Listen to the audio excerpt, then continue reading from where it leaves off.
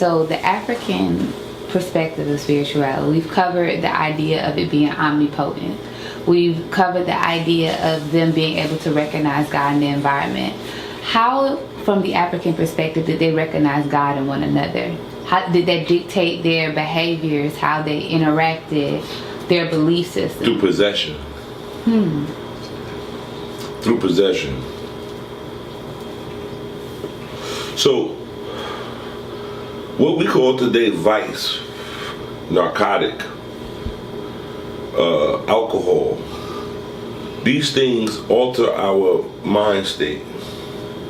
Well, the most profound thing is that what the Yorubas call emu, palm wine, a very profound Babalawo by the name of Baba Fakundo, who had Agayume, explained to me that palm wine is divine. It isn't manufactured by man. It isn't fermented by man. It's fermented in the tree, high up in the tree. God did that.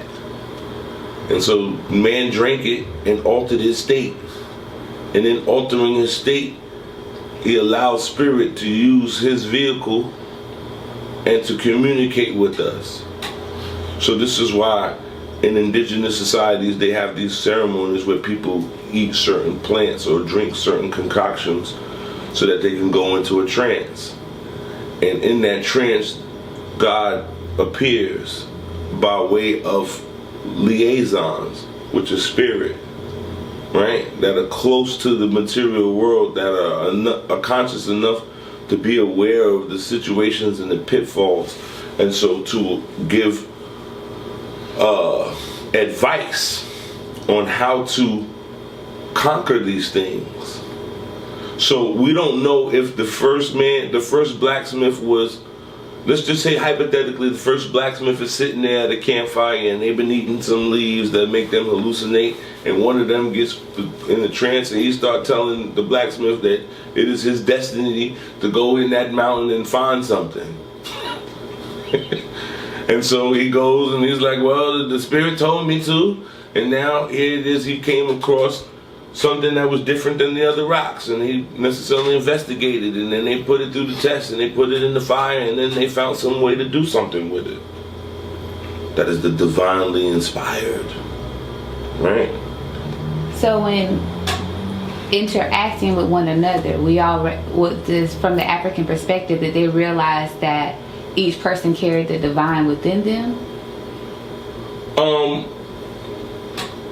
Well, to an extent, because everybody's makeup is everybody's chemical makeup is different, and so some plants may not induce trance in certain people, and it might not be their lot, because who's going to protect us when everybody's in trance, right? And so somebody got to be conscious and stay here and record what is being said and what phenomena is happening, right? There has to be a witness, a testimony, right? So it is understood that those who do or are affected by that are a specific type of people. They have a specific chemical compound within their body that allows, and it's the same thing. You see that when you go out to drink with your friends. Some of your friends may necessarily be affected by certain kind of alcohol certain ways. You might have a friend that they drink all night and they cool, they drive everybody home, right? And they're not a drunk driver because the alcohol affects them chemically different. You might take somebody and that same person, add something else to that equation, give them a joint of weed, and now they might be fucked up, right? And so through trial and error within the campfire or within the community or the society, people are able to evaluate each other. This is why they have rites of passage. These are a set of tasks that will determine where you fit in these certain archetypes that are necessary for the society to advance. So we're going to ask you, all right, we're going to give you some things, make something. The one that makes something out of that, He's the engineer. Send him with the blacksmith. He knows how to put things together. Right? The one that came in last running, he's not fast enough for him to bring messages to the other towns. So we're not going to send him because he don't run that fast. So it was a way to evaluate people from a very early age based on their own ambitions. Right? And so very early they figured out who does what. So my godmother's godfather, Baba Lloyd, used to tell me, in the beginning, they didn't give Ocha to everybody. They only gave Ocha to people who were affected by certain things. So they would bring the shrine out, and they get to playing the drums, and the people who be getting possessed when they start playing the drums, that's what they take to the shrine. Oh, he need to go make some Ocha. Because it talked to him a different way than it talked to everybody else. So that was the instrument of measuring, oh, he got the spirit in him. Because he going to start doing some, he can't help himself. Look at it. Every time they play them drums, take them on them to the shrine. Right? The guy that ain't affected by that, he's not brought in there. That's not his job. Right? And so God being on the ground with people and having an interface with God is what created their spirituality, which gave them evidence to their spirituality, right? Because if I go into trance and his daughter is sick and for weeks we ain't been able to fix her, and I go into trance and I tell y'all go find the purple flower and make a paste and have her drink it, and she drinks it and she becomes well, that's evidence. Yeah.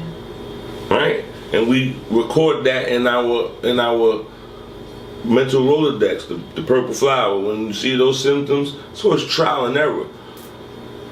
This goes into why ancestral worship is integral to African spirituality, because ancestral worship is based on the trial and error of our predecessors.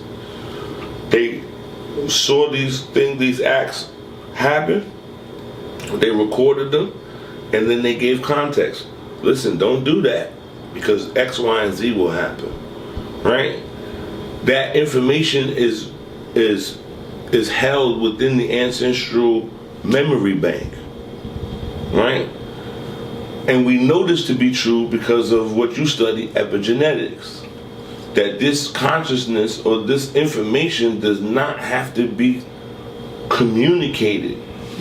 It is on a cellular level that I will send this message for you not to necessarily do X, Y, and Z. So this gives context. Epigenetics actually gives evidence to spiritualism. I agree. Right? So that the spirit is in the cells, and not even from a contact of a tangible experience or a tangible contact. A mouse could get caught on a trap and have babies in her mound, and epigenetically the babies will know not to run where she ran. That spirit, her spirit, went back to inform them. Do the divinities expect some sort of payment for their inspiration or respiration that they give to us when we approach them and when we ask them for favors? Is there does the universe, as the non-initiate would look to it, does the universe ask you for anything in return for offering us a better outlook on life? Absolutely. Reciprocity. Reciprocity is different in terms of usury. Reciprocity says, I say to you, Rob, I need 5 oranges. Now you may have 25 oranges, right? And you give me the 5 oranges. And I tell you, give me a week, I'm gonna give you your 5 oranges back. When I sell the 5 oranges and I make money and now I have 10 oranges, right? I give you back 7 oranges. as a payment for you being without your 5 oranges. Now, I took your 5, I acquired 10, and I gave you 7, right? And now I only have 3 oranges left. But that's 3 more oranges than I started with before I asked you for your 5. You understand? That's reciprocity. The universe moves on that, on a give and take, right? And if not, it is consumed, right? So if you don't have nothing to offer, if you don't have nothing to offer, then there's nothing I can take from you, and then it's kind of like a robbery, right? Cells do this, where they come in contact with one another, and one cell gives something and the other cell gives something, and then they make something new, right? So with the Orishas, or the Nkisi, or the spiritual court, these consciousnesses, again, everything, what makes them conscious is the idea that they necessarily are aware, and they have an environment, and they are aware how their environment affects them, and so they have to be diligent in maintaining their consciousness, right? So there is a magnetism in that. Now, in the sacrifice of blood, the blood sacrifice has way more to do with magnetism than it does for reciprocity. Because the blood is rich in iron, the blood, that whatever icon that you are bloodletting upon, you are magnetizing it so that it can pull your requests and your desires. Because the universe moves on electromagnetism. It's a force that is present in the universe. So the idea that the pigeon, so what happens is, in the karmic circle of things, the pigeon is not much of a life. Like, he goes, he flies, he eats stuff off the ground, he meets a girlfriend, they make some eggs, and okay, and he's, at some point he's either going to be somebody's food, or he's going to be the victim of the climate or the season, right? So in order to absolve the pigeon of this mundane existence, I have chosen to alleviate the pigeon of this life, this karmic life, and use his essence to magnetize something benevolent, or whatever it is, productive. Now that consciousness has now gone through the gambit of that reality, and now he advances to another reality, so that maybe this time he don't come back as a pigeon, maybe come back as a hawk. And as a hawk, he's a little bit more valiant, and he's not as nervous, he's not as on edge, he's got more confidence in his reality. Right? Okay. And so the chicken, the idea of the chicken and that is that is a state of purgatory for souls, and it is in their best interest to be chosen for sacrifice, so that they may be absolved of this karmic debt and may advance to another consciousness, right? So, like we were talking about earlier with the ant, so the insects behave like certain deities. They have the pathology of certain deities. When they come in contact with each other, they necessarily fight for survival, right? You take that same archetype and you lift it on another level. Let's put it on an aquatic level now, in the ocean, right? So you've got sharks, and then you've got killer whales, right? And killer whales make sure the sharks don't do too much, keep them in line. There's a balance. That's on another circle.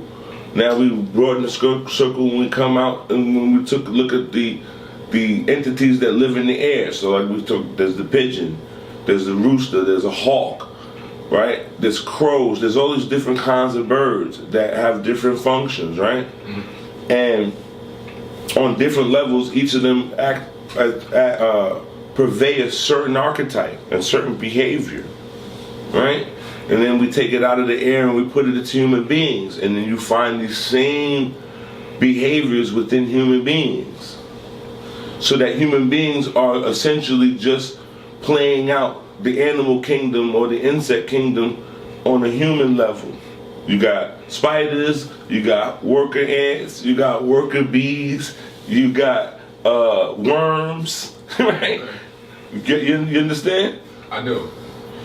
May I? Yeah. Speak? So, my next question, if I may, would be, being that you're talking about the different realms and different aspects of life, it seems that the spirituality that we are involved in right now, it comes from another realm of the earth. It comes from the eastern hemisphere, and we are now in the western hemisphere. So could you explain the changes and I guess did any changes occur in the relevancy of certain concepts coming from the eastern hemisphere and what we call Africa to the western hemisphere and where it landed in Cuba? Okay, well, we talk about magnetism. Okay. Right? I talked about the blood and magnetism. So we have to acknowledge that on the earth there's these ley lines, these magnetic ley lines. Cuba, for a number of reasons, becomes very relevant in terms of spirituality in this hemisphere. For the African descendants of Africans that were, however you want to say that they got here, more than 99% of the Africans that were brought here were necessarily brought to Cuba first. Okay. Right? This is known information when it comes to the slave trade, that Cuba is the first stop that the ships pull up to before distributing the slaves to different places. Now, Cuba is the place where they it's like reception. So this is where they're going to evaluate the slave for what it is that he's good for, and then also certain tribes of people or ethnicities were better for certain things. So West and Central Africans are better for rice cultivation because they're familiar with cultivating rice. Certain Africans are better, Congos are better at cultivating tobacco, right? And so Cuba becomes integral just as a hub of ancestry for African Americans because all of us pass through there. The other thing which is very interesting about Cuba from the Congo perspective is that there are crocodiles in Cuba. And the crocodile has a very strong affinity, and the Congos have a strong affinity to the crocodile. Now, I say that because the crocodile is only native to Africa. And somehow or another, there's crocodiles in Cuba. Not alligators, crocodiles. And crocodiles are freshwater. So they can't figure out how they got across the Atlantic Ocean. Right? Sure. So it was almost a spiritual confirmation for the Congos when they got to Cuba that this crocodile was there waiting for them. Right? The bush rat as well, the hutia, is in Cuba, and he exists originally in Africa.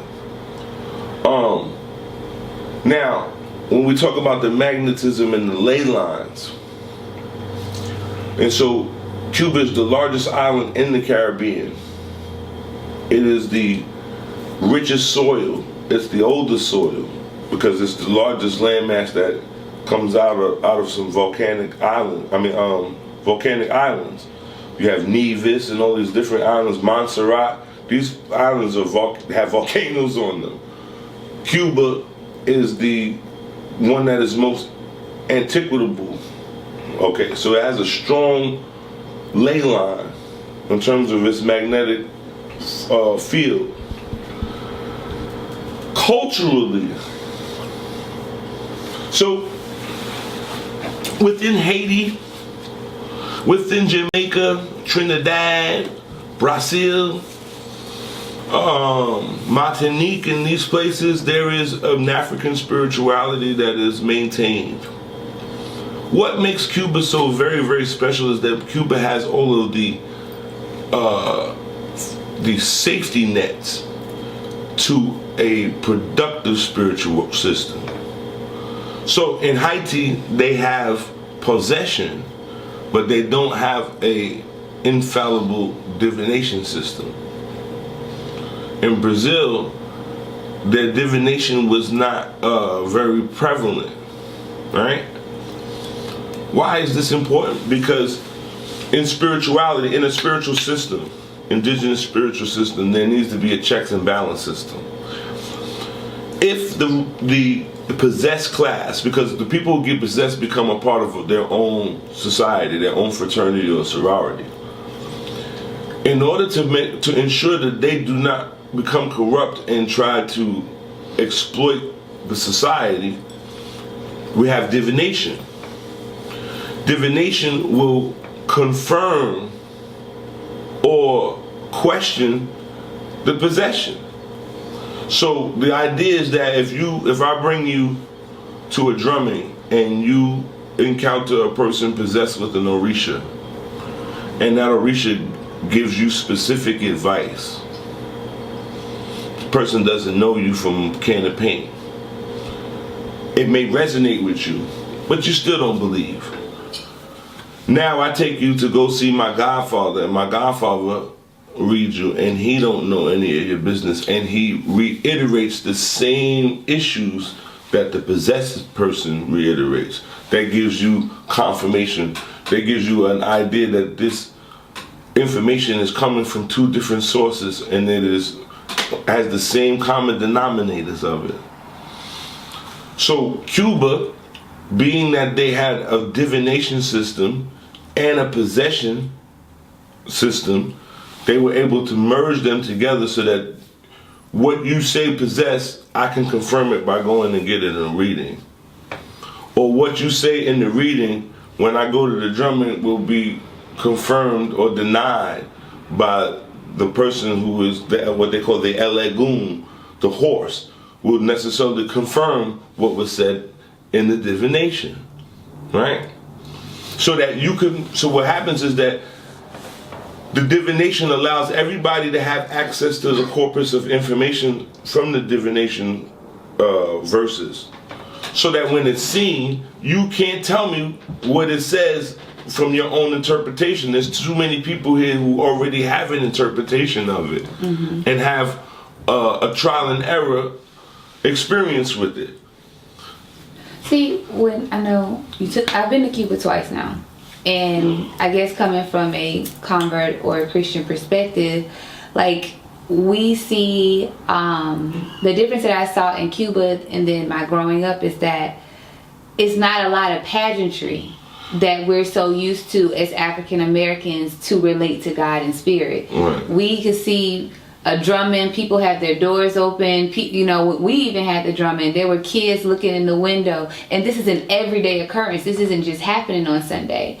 So in Cuba, there is just a difference in how we relate to God, and I think that for African Americans it's very important that you go when you see that, and it doesn't get clouded, because I know over here we have a lot of pageantry associated with what we're doing in the Lukumi system. And it doesn't really mean anything when you go see it in its raw essence. Well, not even just in Lukumi, in religion, church, and all that. People don't go to church because they don't have a good outfit to put on. Right. Now, it is African in concept to want to put on nice regalia and to flaunt, and that's fine.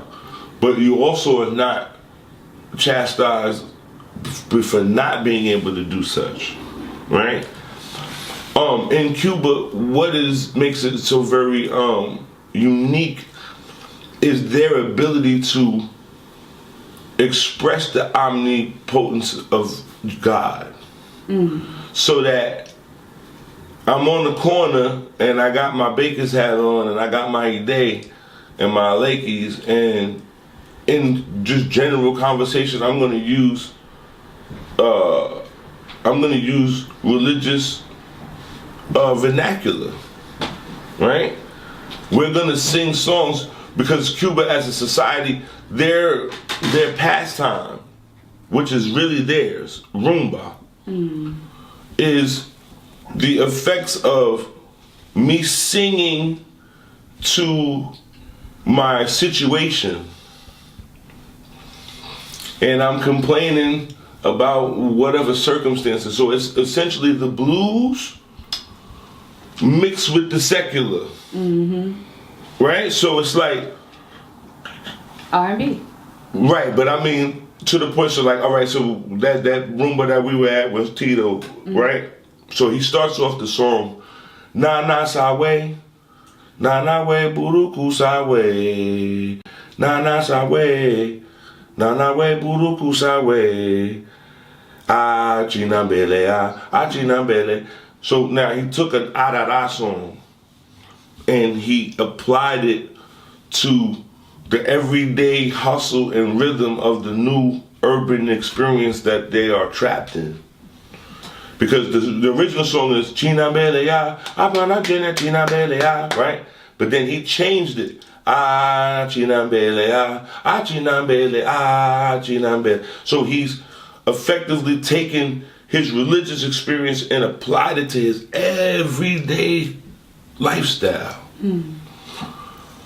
We have been taught, because of the Sunday church syndrome, that God only on Sunday. So a Saturday sinner, Sunday forgivers, right? Right. Whereas in Cuba, we're gonna do some ocha, and then at the end they're gonna get drunk.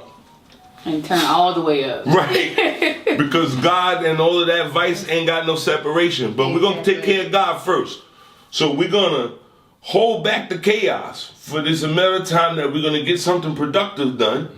And after we done did something productive, we're gonna let the chaos run ragged. Right. Because you can't deny the chaos.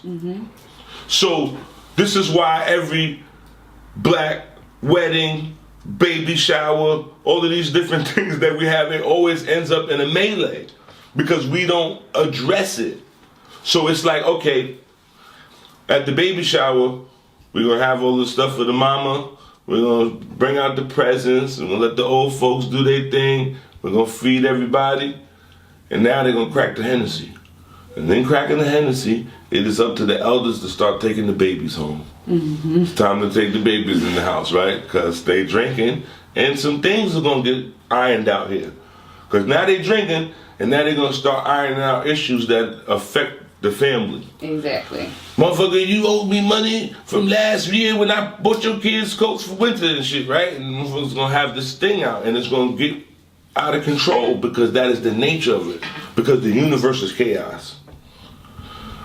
The idea of spirituality is to take the chaos. And so now we go back to what we were talking about before, about the house and how integral it is to God. Because it gave man that peace outside of the chaos for a minute. To think. Absolutely. So we're going to take the chaos for a moment.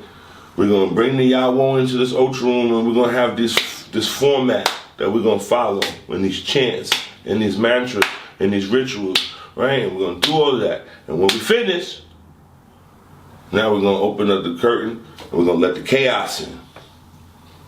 And the chaos is going to do what it's going to do, and it's going to wash away all the bullshit. It's going to get into the crevices. It's going to get into the cracks of things. And when it's finished, it's going to wash away all of that shit. Right? That's a sacred balance. Absolutely. Order, chaos. Absolutely. So because these lights, that's chaos. Electricity is chaos. Do what Ben Franklin did, and I promise you will regret it. Go ahead and fly a kite with a key on it, and you're not going to like it. In the thunderstorm, you're not going to like it. Facts. Right? But here it is, we are using that same concept, that same monster, to light up this conversation. Turning chaos into something productive. That is what the ideal concept of African spirituality is. This is why they are so hung up on ceremony and festival and time. This is the time to do that. There's a time for everything, right? So that you notice in Cuba, it gets popping at certain times, right? So before the sun come up in the morning, it's popping. Everybody out walking around going to work because the sun ain't up. So that sun get kicking, motherfuckers is in somewhere. They under the motherfucking shade waiting. Sun get halfway down, alright, now shit start get popping. But now it's gonna get real popping once the sun go down. That in between that twilight when the sun is not beaming on everybody, and now they can get shit done, right? Because they understand time. We're forced in a paradigm where it's like it doesn't matter. You gotta go. Go. Right? No matter the circumstances, no matter whatever the environment is trying to do to you, fuck that. Get to work. They be like, man, I'm chilling. Why are you in such a hurry? Right? Because and these are concepts that they brought with them from Africa. There's a saying, they say, hurrying only makes you tired. And deers and turtles don't walk together. That's something that people miss on my IG. That's on my IG. Deers and turtles don't walk together. So slow down or catch up. Right? So understanding that, go ahead, dear. You go ahead. I'm a turtle. I'm gonna take my time. So with African Americans, because here in the United States, it was very hard for us to maintain a lot of those ritualistic constructs that are ingrained in Cuba and in Haiti that when they were able to essentially mask a lot of, or synchronize, I don't want to say mask, synchronize Catholicism and the traditional religion to preserve it. We didn't really have that here. We had aspects of it, I guess you would say, like hoodoo, which is more about the medicine.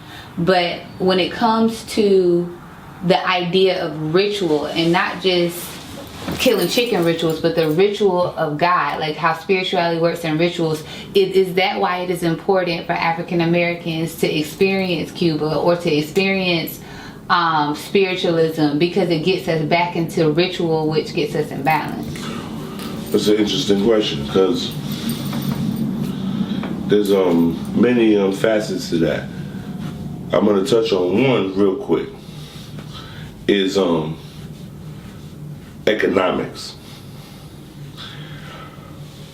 See, don't be misguided with the idea that it was these mechanisms that stopped us from doing ritual. It was the money that turned us out.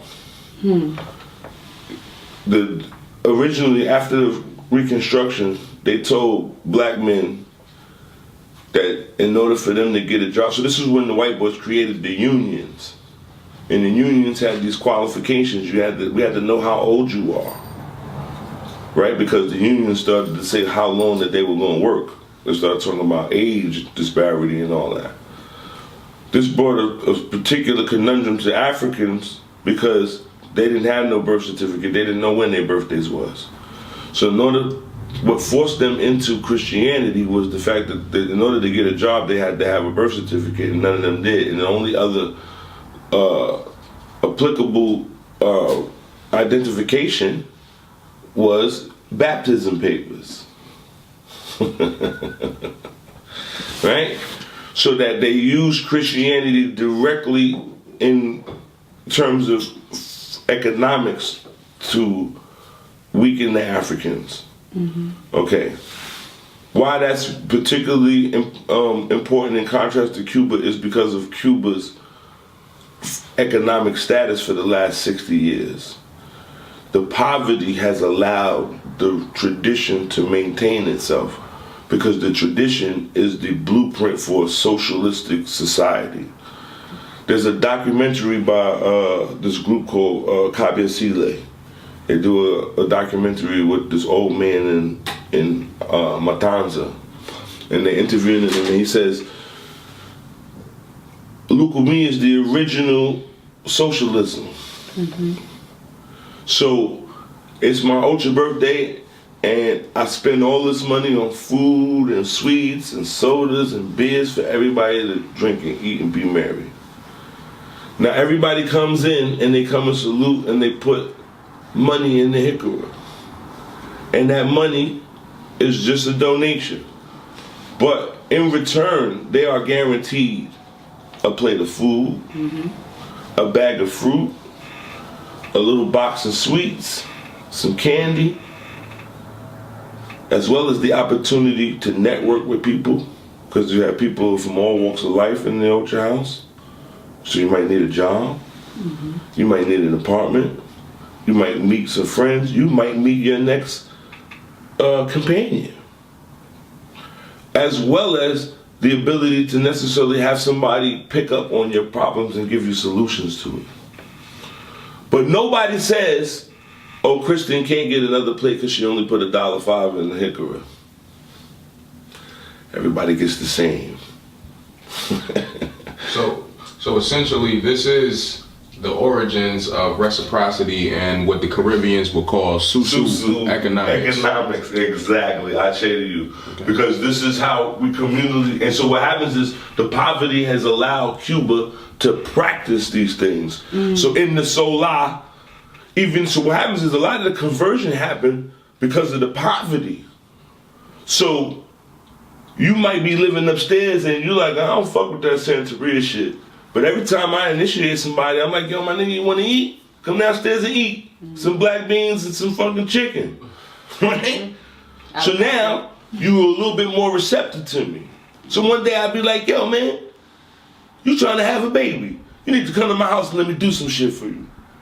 You come to my house, I do some shit for you, now next thing you know, boom, your wife is pregnant. You come back, you like, yo, I'm gonna dedicate my son to your spirit. He's gonna be sent. His name gonna be Barbaro, right? Because I got Chongo made, and my Chongo gave you a solution to your issue. And now you may necessarily be like, yo, man, I'm having these problems. And I'm like, listen, Rob, you gotta come and get some beads, some colladas. And eventually you find yourself in this because of the socialism that I have expressed to you. Now come down and eat. It's the original philanthropy. And this food, man, you see in Cuba. Tell them, come and eat. Come in, go ahead and get some of these fruits. Take some of these candies. Go get your friends. Right? That's the socialism. That's the reciprocity. What I put out, I receive back. Right? So that essentially here in America, if the network was strong enough, you might not never have to cook. You might be able to go to an ultra birthday every day and get a plate of food and a conversation and some community, right? What plagues the American Santeros here in this hemisphere in the United States is the lack of congregation.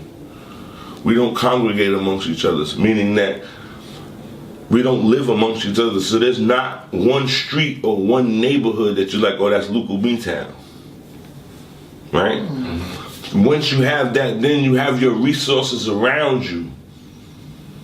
I might be like, yo, I gotta pay this credit card bill, and that's gonna stop me from buying sugar. But I could go down the block and borrow some sugar from B every other day, like B. And he'd be like, yo, what's up? Did you eat my sugar up? I'm like, B, listen, I'm trying to get this credit card thing right. Don't worry, blah, blah, blah. That's communal reciprocity. You understand? So, with Cuba, the situation is such that the ritual, right, is, and like going back to what I just said, the communalism. So Maria Elena lives in her building, and Yomada lives upstairs, and Yomada has a hand of a ruler and has warriors and has beads and goes to see the Babalao. And when she has any questions, she comes downstairs and asks Maria Elena, right? The lady on the first floor has a legua maid. The lady upstairs around the corner from Yomada has a legua maid. You understand? So that Maria Elena could knock on their door essentially and be like, you got some honey? You got some palm oil? You got some water? Can I wash my clothes up there? Can my godchildren stay in your house? Facts. Facts. And lay out the stops. You understand what I'm saying? That's the communal thing. So it's such that in Cuba it's able to be propagated more because of the communal situation. So right now, it does us a disservice as Lukumi people that we live so spread apart from amongst each other. It is really time to now start to become of a community. So it's like, oh, so now here, we are doing that here, with this house having Ocha in it, and then several houses down, there's a house with Ocha in it. It would be in our best interest that every time that one of these houses emptied up, yo son, you buying a house, you should buy that one.